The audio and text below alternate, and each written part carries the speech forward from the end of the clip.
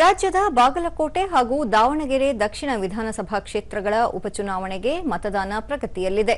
ಇತ್ತೀಚಿನ ವರದಿಯ ಪ್ರಕಾರ 3 ಗಂಟೆಯ ವೇಳೆಗೆ ಬಾಗಲಕೋಟೆಯಲ್ಲಿ 54.82% ಹಾಗೂ ದಾವಣಗೆರೆ ದಕ್ಷಿಣ ಕ್ಷೇತ್ರದಲ್ಲಿ 49.66% ಮತದಾನ ದಾಖಲಾಗಿದೆ.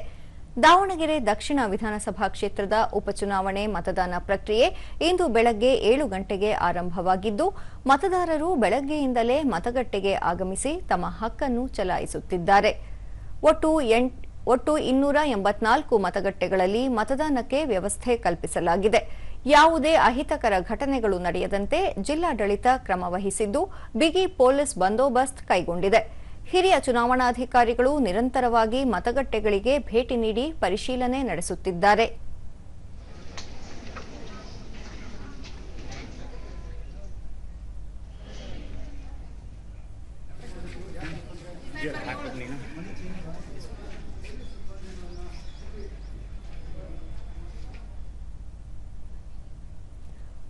ಇನ್ನು ಬಾಗಲಕೋಟೆಯಲ್ಲಿ ಶಾಂತಿಯುತ ಮತದಾನ ನಡೆಯುತ್ತಿದ್ದು, ನಾಗರಿಕರು ಸೇರಿದಂತೆ ವಿವಿಧ ರಾಜಕೀಯ ಮುಖಂಡರು ತಮ್ಮ ಹಕ್ಕು ಚಲಾಯಿಸಿದರು.